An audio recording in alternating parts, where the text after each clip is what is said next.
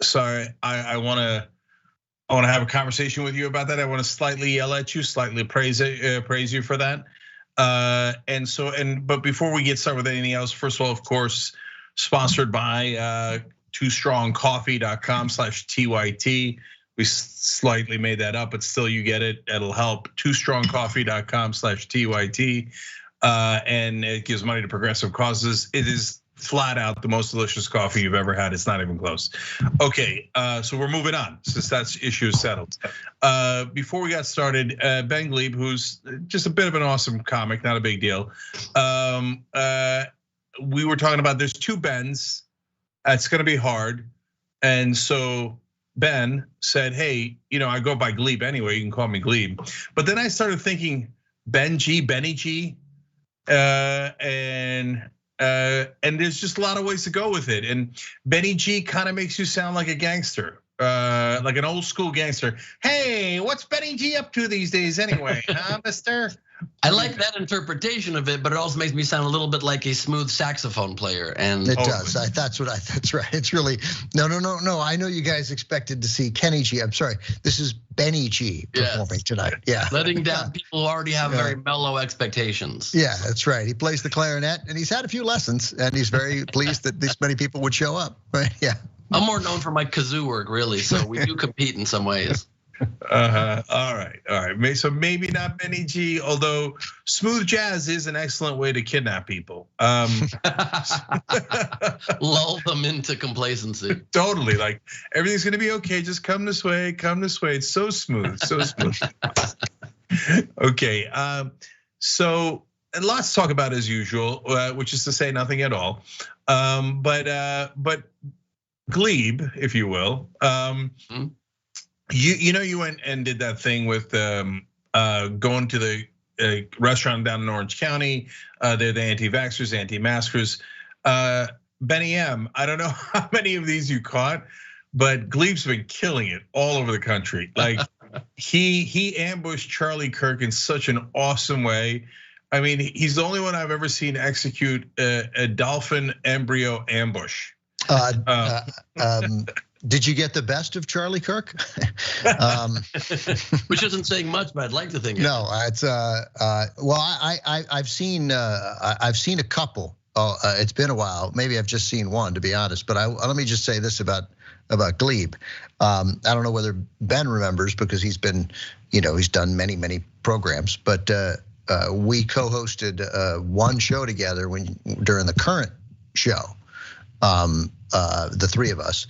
And I honestly, I don't remember ever laughing that hard on the air as that day. Thanks, so I have enormously fond memories of that. And it's probably been, how long ago was that, the current show, Cenk? Has it been 10 years or something close? Current TV, oh wow. No, I think we wrapped up in 2013, maybe even 14. So 7 to 8. It's been like 8 years probably, yeah. Yeah, so long I forgot. And my feelings aren't hurt that you haven't laughed as hard with me before, but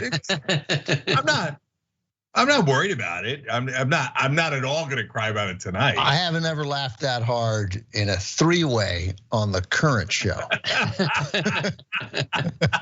If he had laughed as hard with you over me, a professional comedian, I'd be offended. So yeah, that's right. Get offended one way or the other. Well, we've done thousands of hours too. Probably have. Do you think we've done over 1,000 hours? Yeah, we've definitely done over 1,000. Yeah.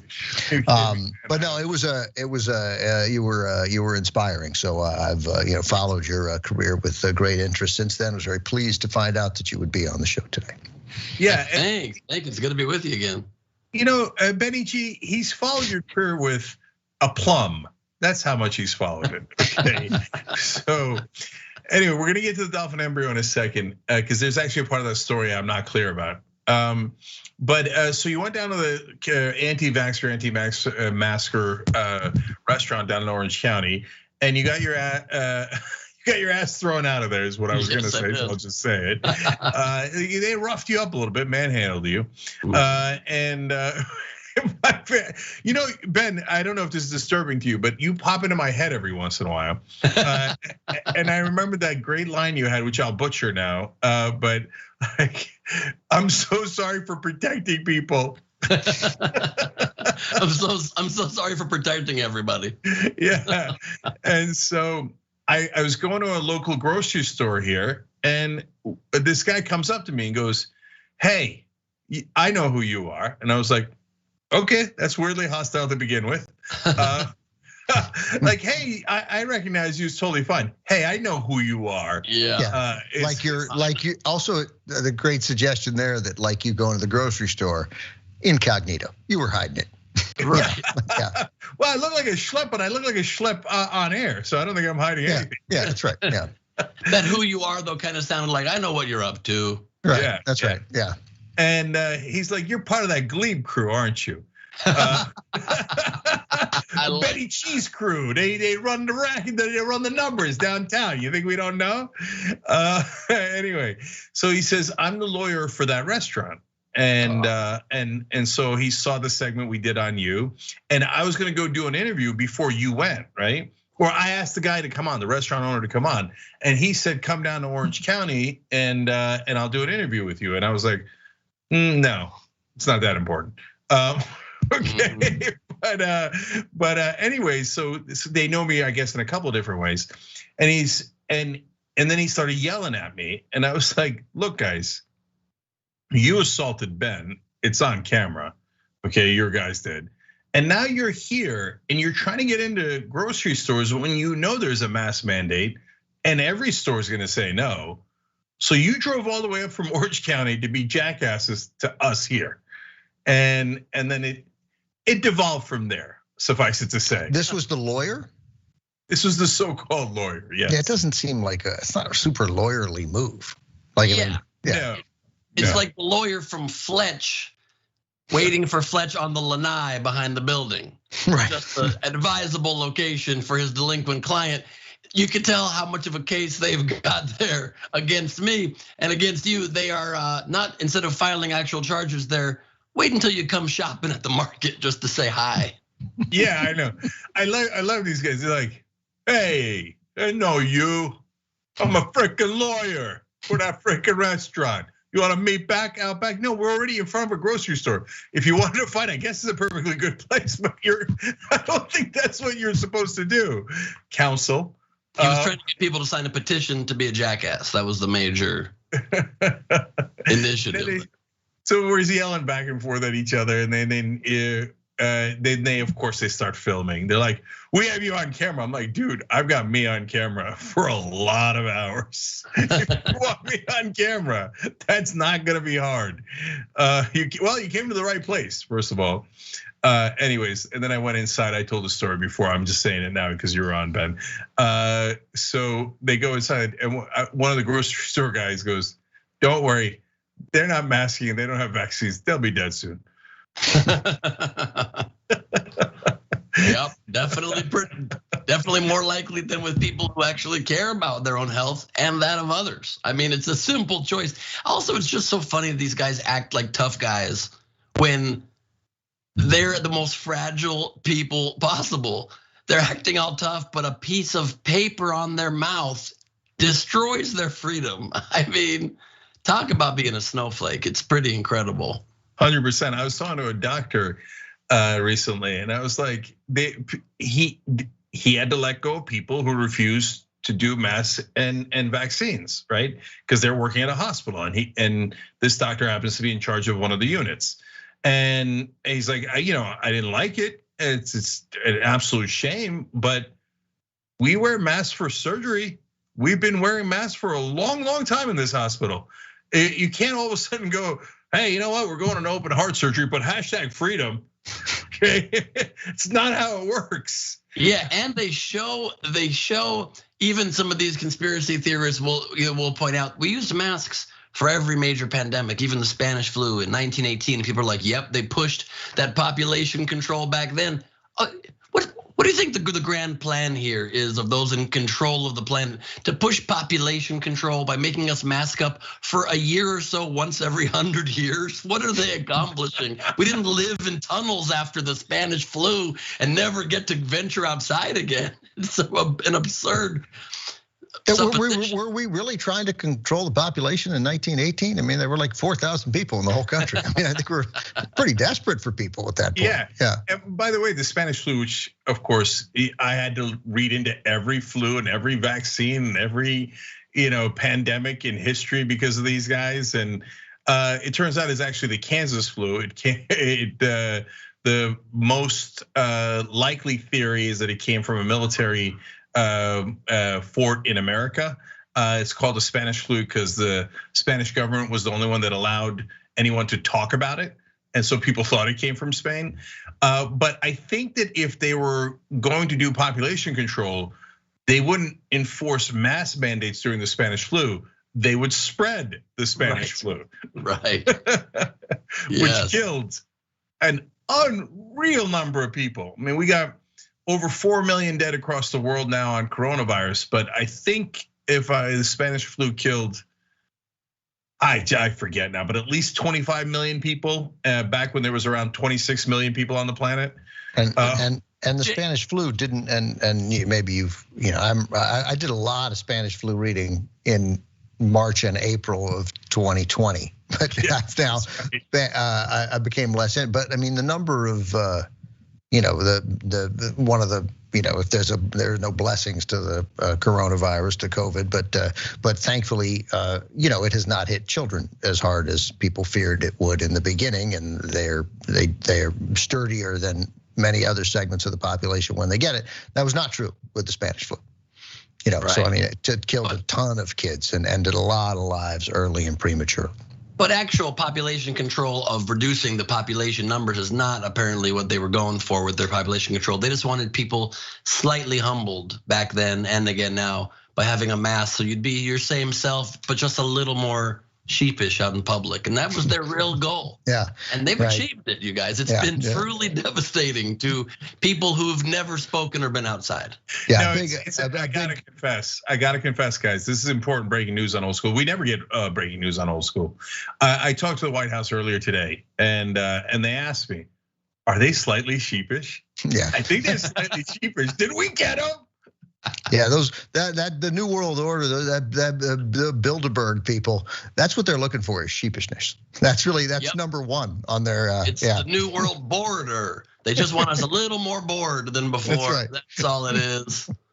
Just whatever it does to just reduce our productivity in the workplace, which normally they say is the opposite. They want us to be as productive as possible, and now they want us to shut down businesses. They're on every side of anything they can just make an argument about that gets them a couple more Twitter views as they report live from their cars. If I get one more video sent to me by my conspiracy theorist friend from high school of a source that's has more authority than organizations funded with billions of dollars to research these things, of a dude outside of a gym in his car saying, "Here's the real story." Dude, you don't even have an office in your home, let alone a studio. You're in your car so your wife won't hear you. You have no authority on this.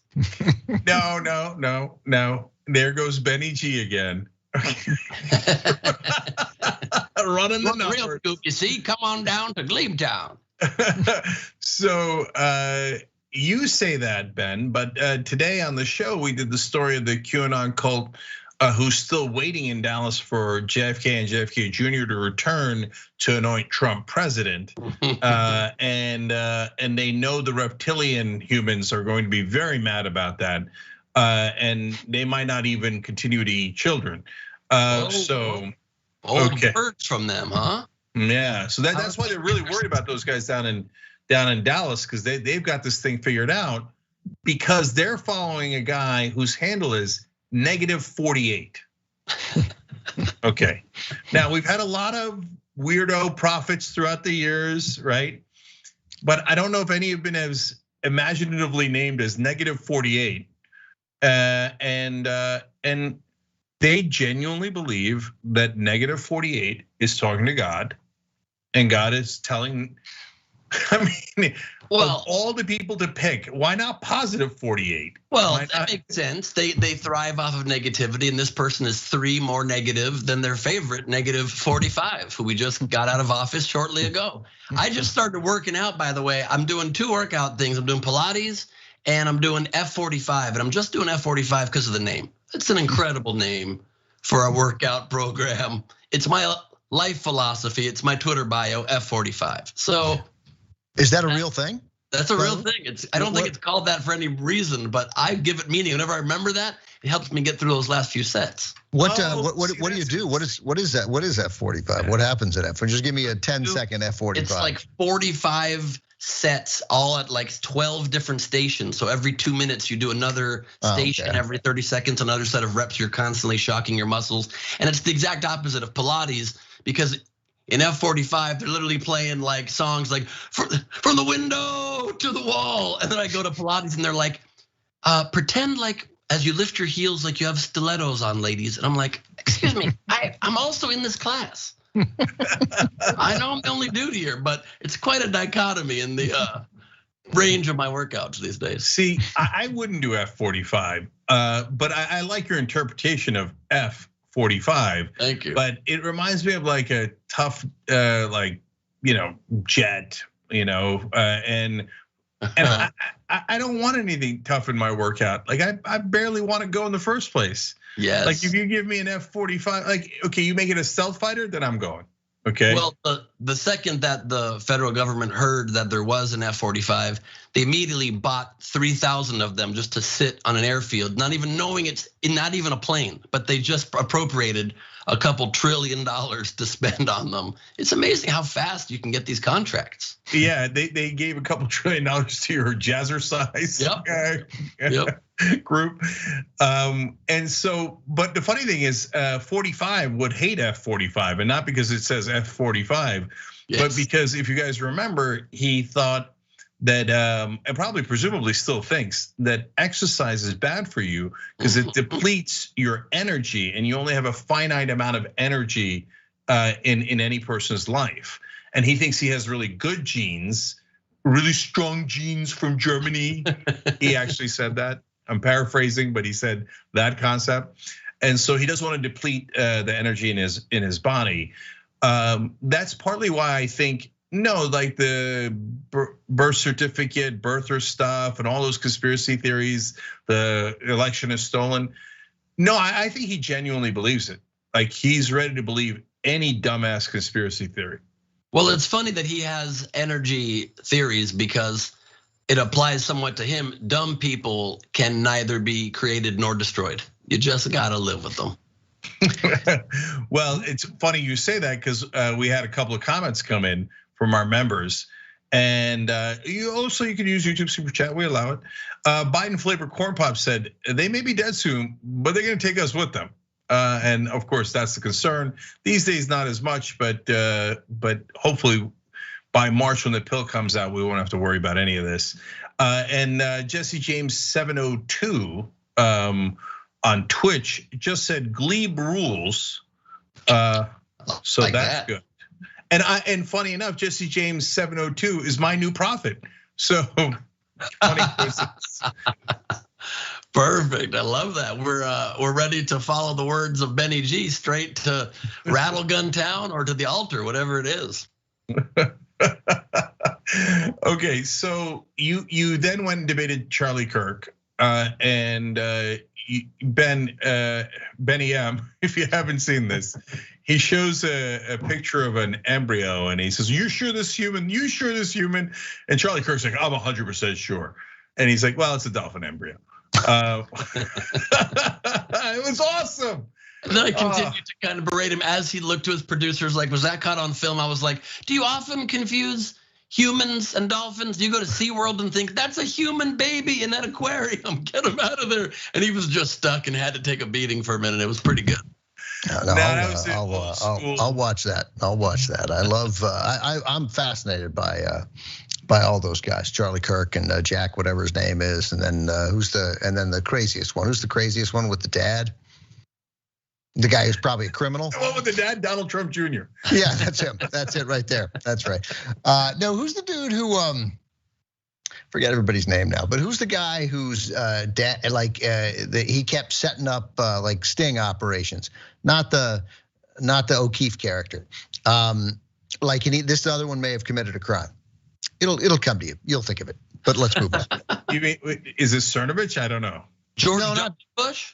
That's again. You've got the two. It was Donald Trump Jr. and George W. Thank you. So revenge is an attack on his father. Is that the guy? Anyway, I can't remember. That guy's the craziest of all. But yeah, he's got the. Here's my hint was about to be. He's got the same last name as his father. Does that help?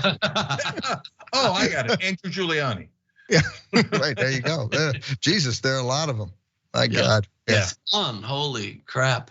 So, crazy right winger who makes up stuff. Alex Jones. Okay, speaking of which, I wonder if anyone has the tape of the one time that I went on Alex Jones' show. That was also about 8 years ago. That was during the Current TV days.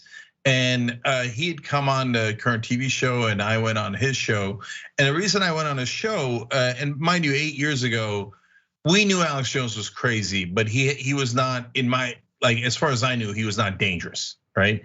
So now this many years later, we realized, no, he's dangerous.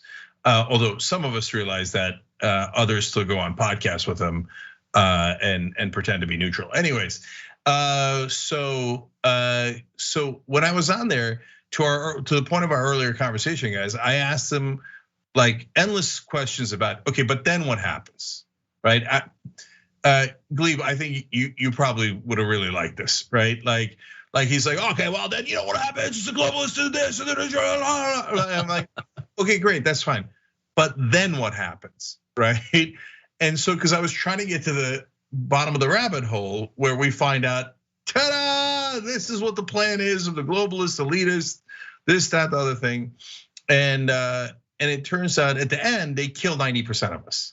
So it's always population control and etc. And I said, okay, Alex, that's fine, but if these people are money hungry, greedy, horrible, globalist elitists, why would they kill 90% of us? They'd make less money that way. Right. And I want to. You're right in the sense that getting them to play out the string, like yeah, and then will ultimately expose them to some extent. Except I'm sure they'll just find a way to start over. But it also means that you gotta sit there through. Like, and guys like Alex Jones, they can just talk well, and then of course, eventually it'll make no sense, but they'll just, as I said, they'll just double back to someplace in the middle and restart.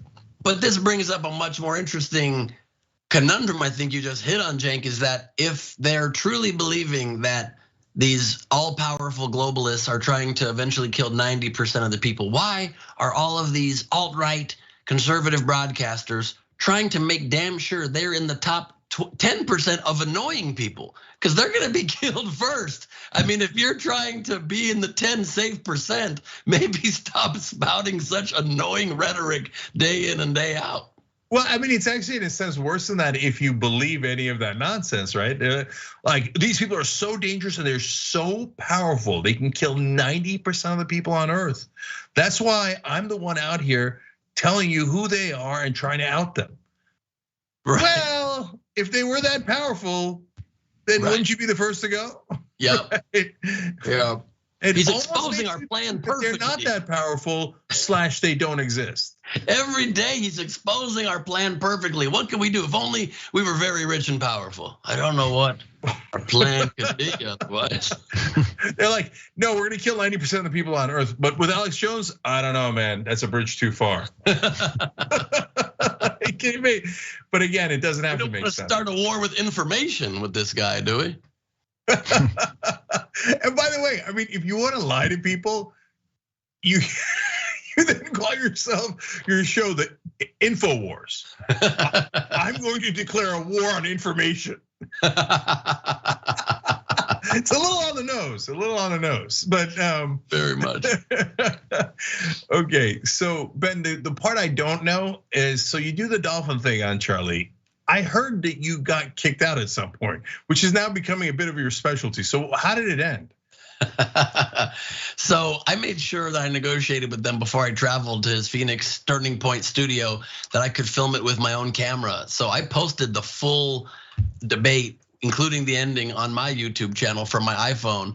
But I did the whole debate, and then he asked if I would do a bonus round of 10 minutes more to finish up, and I said sure, for bonus content. And that's when I really pulled out my final stop. And I said to him, here's what I don't understand about you conservatives that claim to love freedom so much and claim to love the rule of law so much in our Constitution. Yet at every turn you try and take away freedoms from people to vote. You try to take away our right to vote. You try to take away the very belief in our Constitution. You try to take away the ability for people to have free and fair elections, to be represented fairly by the populace. And you even try to take away the very democracy ourselves by funding January 6th. I mean, you were the main sponsor of Trump's rally on Jan 6th. You sent buses of people. I had all all this information ready. You sent buses of people there to make sure they were there. You were podcasting live during the thing saying that people should go fight, and you're getting hundreds of messages a minute saying we're gonna go fight and take back our country. And he goes, I had nothing to do with January 6th. And I kept saying, really? You didn't do all these things? And he can't deny any of them. And he's getting very flustered. So he tries to end the whole thing. And he goes and stands up on top of me, and he's 6'6", and I'm still sitting. He's towering over me, trying to intimidate me. And I just had to make this final point. And I said, so you're telling me you have nothing to do with Jan 6. You take no responsibility for it. He goes, none whatsoever. So I say, oh, so I guess something that you did that had unintended consequences, you shouldn't be held accountable for, and it shouldn't ruin your life. Maybe much like women who had the unintended consequence of a pregnancy they weren't expecting, that shouldn't be held accountable and have their life ruined by this pregnancy. So if you want leniency for that, maybe give them a little leniency for this.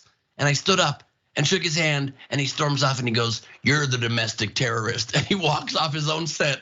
And I said, you ginned up an insurrection against our country. And I got the last word in, and then he had security come and hover over us until we got our bags and got out of there.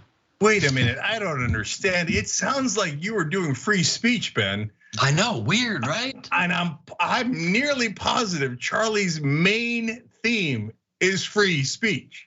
It's my mistake. I shouldn't have tried that. I know what it was. You honed in on his territory. Yeah. Yes. Look at this Benny G trying to squeeze into my free speech corner over here. No. Free speech for me, not for you. Okay, wise guy. It was pretty wild. I mean, just the fact that he just had no response. There's so many times that I owned him. I'm not great at releasing my own stuff, so I'm working on a bunch more memes from that debate. But one of them I'll be releasing in the near term will be called something like Charlie Kirk owned on abortion 27 times in 7 minutes. Like, I'm gonna take just all the highlights. I owned him many times in that debate, not just the dolphin clip. And he had no response because I had facts on my side, I had compassion on my side, and he just had trying to have an issue to divide us further with a wedge issue to create more chaos in our society for something he doesn't really care about and doesn't believe. I mean, he kept saying, I said to him, do you have friends, Charlie, that have had abortions? He goes, yes, I do. And I'm like, so you're calling them murderers? Why are you friends of murderers, Charlie? Just at every turn, it made no sense. I was like, how old are you, Charlie? And he goes, 27. I go, why didn't you say 28? If you believe life begins at conception, why didn't you start counting 10 months earlier when your life supposedly began? He just didn't have, it was pretty great. It was like Rocky at the end of one of the movies. Sorry, I keep cutting you off, other Ben. But you know, can I just say real quick that you didn't deny, however, that you are the real domestic terrorist. I just want to point that out. I did not hear the words, no, actually, I'm not a domestic terrorist. Listen, Benny G needs a little mystery, understand? Yeah. I didn't know words could make you a domestic terrorist. It's funny because I thought that the right wing was definitely making the opposite argument. Anyways, no, but what I wanted to say, Ben, is that Charlie Kirk was in a now kind of an infamous debate with Hassan Piker at Politicon a bunch of years ago, right? I remember that, yeah. And I happened to yell something at Charlie because he was saying something ridiculous from the crowd because I couldn't help myself. And then Charlie yelled back, which is now a bit of an internet meme. I live like a capitalist every day, Cenk. Okay, but Benny. Wait, he yelled back what? I live like a capitalist every day, Cenk. Okay. We all live like capitalists. Still getting around. Yeah, one of those murders out. That's a trust fund baby that got all of his money fed to him by his father and gave him a real way to build himself up from his bootstraps from the penthouse to the other office in the penthouse. Yeah, and it's funny because he basically works at a non-profit where everybody working there makes a lot of money, where they just take money from billionaires and then they do propaganda for them. Well, you can call it marketing if you're gonna pretty it up a little bit, right?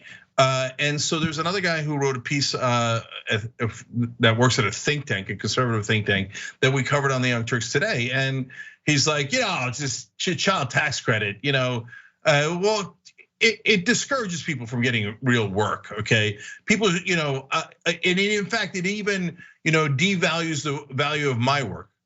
Like, dude, you work at a think tank. Yeah. Like, devalue your work. This is your work, writing greasy op-eds in favor of corporate rule and to try to take money away from the average American. It's not backbreaking work.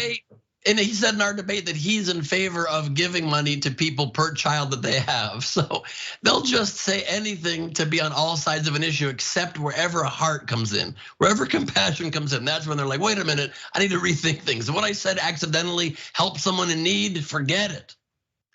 Yeah, man, the rhetoric from the right on I can barely say Build Back Better, because it's, speaking of marketing and propaganda, a lot of beef. I mean, like, take one class in it and think of a name that might actually catch on with people. But the rhetoric, Ben's Build Back Better Brigade, as we bolster towards a better future. It's pretty lame, but I mean, the rhetoric coming out of that is really, I mean, it was going to be 7 billion. Then it was going to be 3.5. Then they passed 2.2. It'll end up, if it passes at all, like be 1.62. You know, and like it's like child tax credits, and you know, and they act, and they just, with a straight face, this is the road towards socialism. I mean, we had so many more clearly paved roads towards socialism in American history than this. Yeah, and I'm so glad you said it. I don't think I've said it once or twice in passing on the Young Turks, but we never have a conversation about it in old school or in a relaxed setting.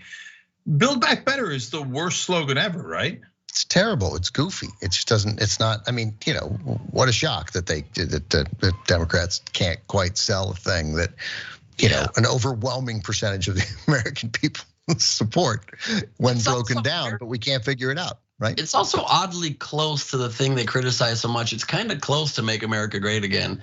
Build Back Better is kind of saying we need to go back to building back, not building forward into the future. It's building back better to how we were better before. It's not a far cry from no, and it's clear that just one out was alliteration. Like somebody was like, no, Larry, man, they all start with B. Don't you see? You know. Yeah, no, I'm glad I'm not the one who took the crazy pill, because I've always thought this is awful. It's the clunkiest thing I've ever heard, and I don't even know what it means. What Build Back Better?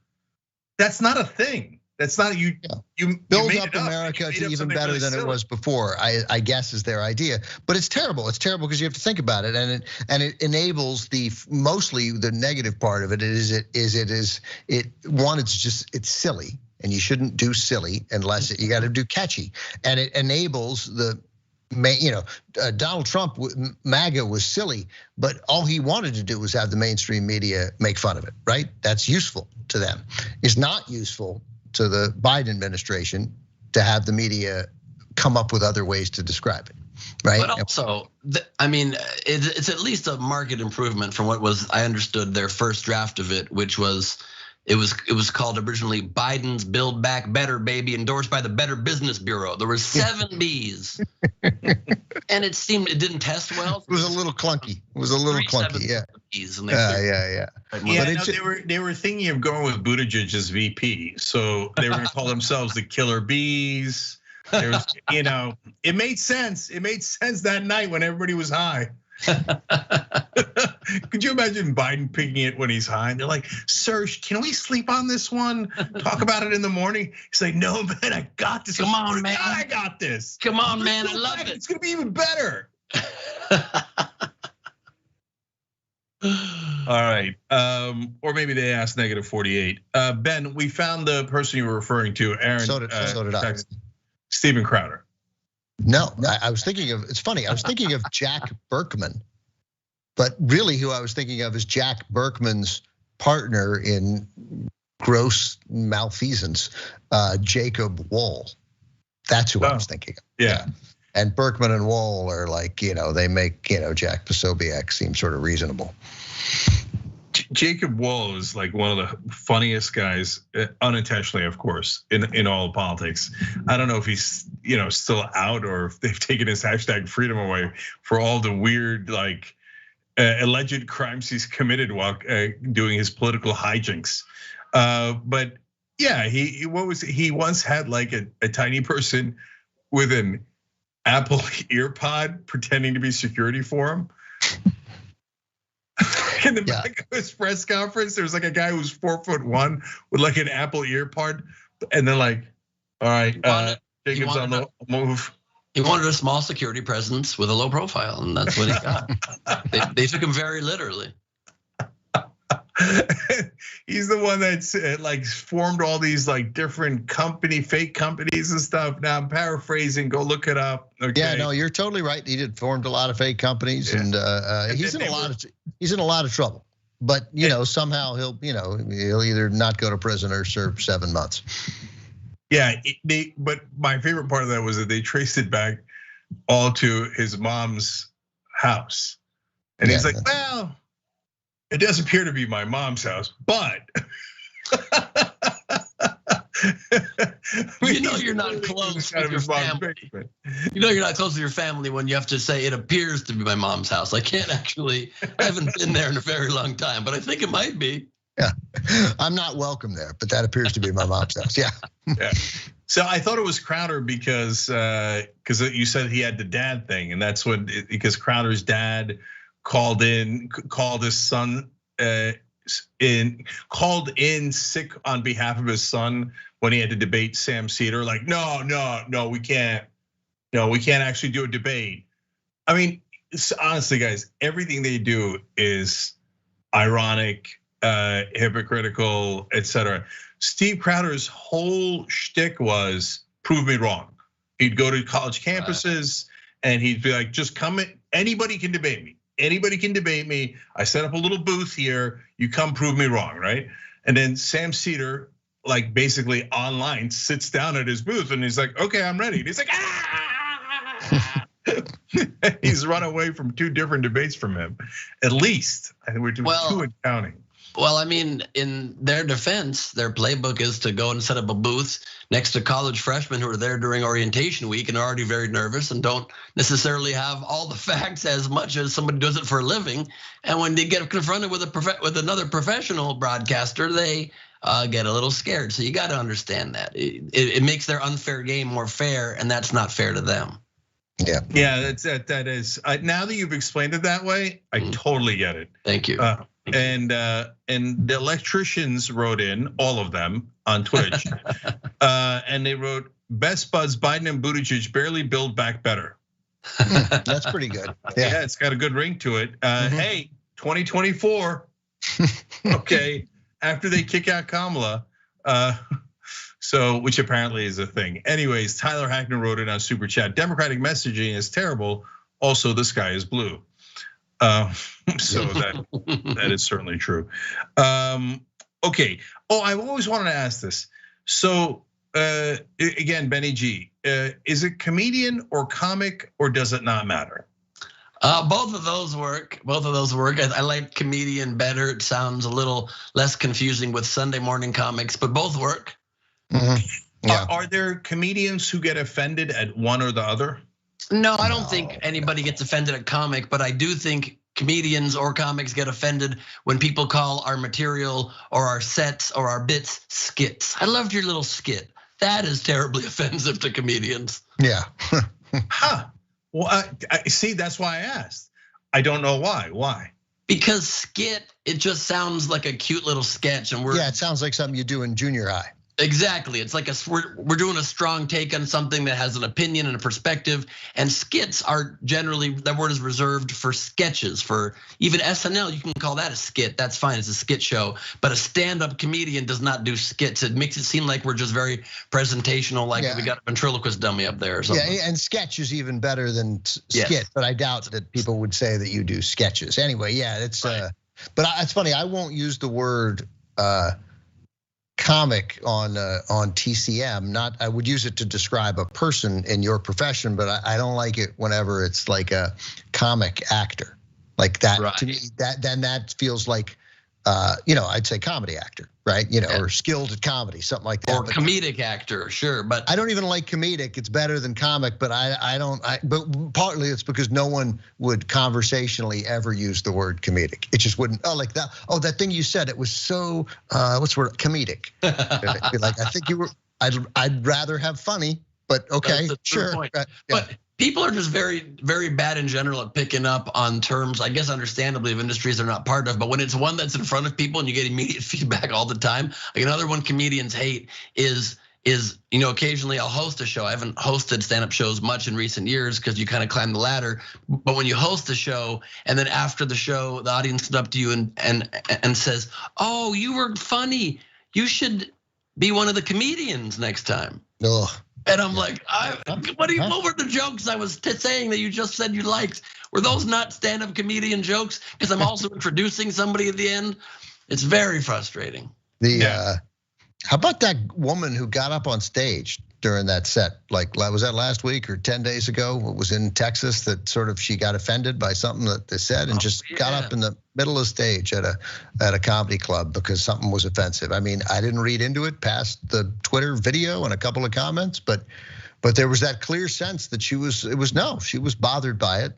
Ergo, I get to stand up in front of a professional who other people have paid to see, who's working on their craft. Again, it's no different at all than standing up because you don't like the direction a play has taken in the second act, right? You killed the daughter, and that bothered me, and I think a lot of other people agree with me. And I think you should go back and redo it. Let's bring her back. Like it's just. I have a stand-up bit about that. That's definitely too inappropriate to tell during this first section of the show today. But it's just amazing how people also will extra heckle a comedian. They're much quicker on the heckle trigger finger when it's political, when someone does a political bit. And there's tons of things that comics say about their sex lives that do not, I'm sure, jive with 90% of the experience of that audience member, but they don't heckle then. But as soon as you mention one thing that's slightly different politically, they immediately have to have their opinion known. And I just did 4 days of shows in Arizona. I just got back 2 hours ago. And there was openly, aside from it being a very Republican town, there was open QAnon supporters all over. It was wild.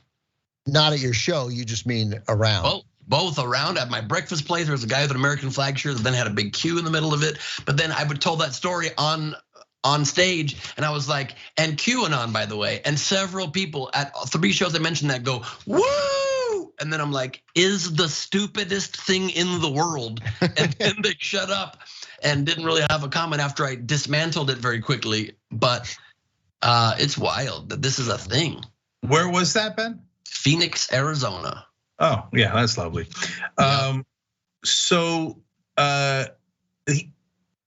have a lot. I was gonna say the same thing as Ben about theater. I mean, it's so funny. Like I guess it just developed out of tradition and all these years of doing it. But it is a weird tradition that comics are the only people you can heckle. Like, what a strange thing, especially because in a sense, you're putting yourself out there way more than anyone else.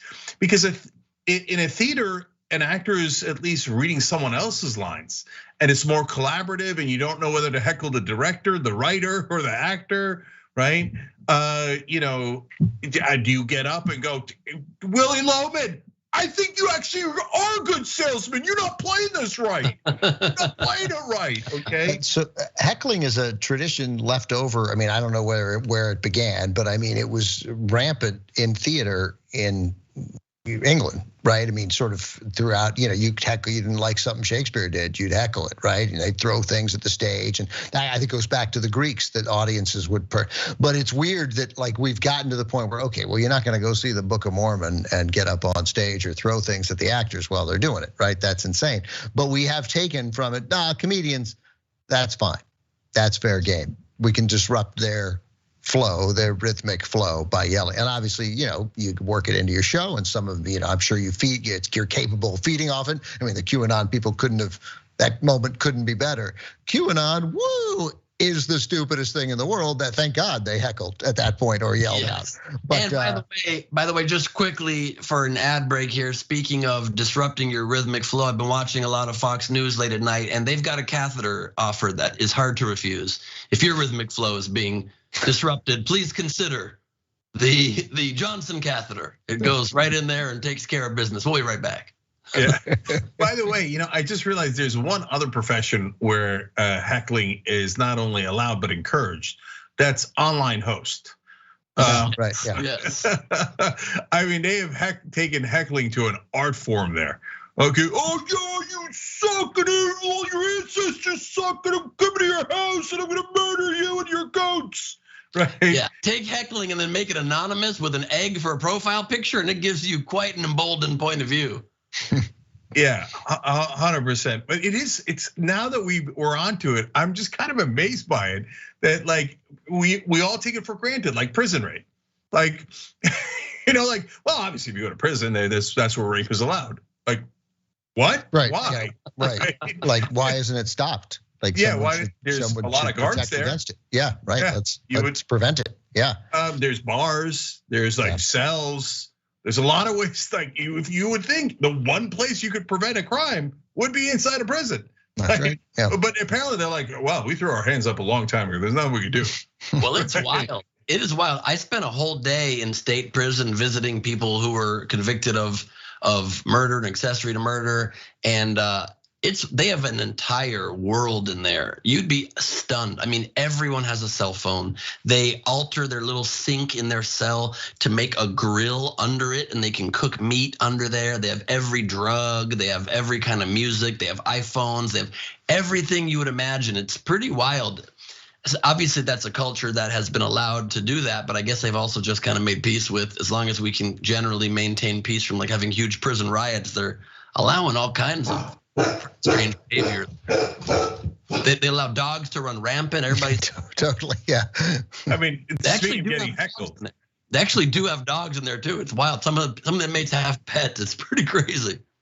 So I'm now obsessed with this new idea of heckling other professions. Like you go into an engineer and you're like, oh yeah, like that's the right formula, knucklehead. Like, yeah, why don't you just not build a bridge while you're at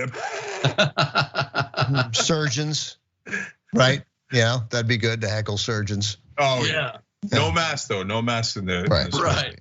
Yeah. You call that a clean incision? I'm gonna throw some junior mints in there. That's right. That's a nice reference. Yeah. Moondragon wrote in on super chat. I prefer to think of Ben Glebe as owner of Kirk. I like that. Not something I ever wanted to own, but I'll take it. Yeah, that's a good new title for you guys. And then ironically, you get to live as a capitalist every day, Ben. That's the real dream. Live as an unfettered capitalist that my parents just feed me money when I need it.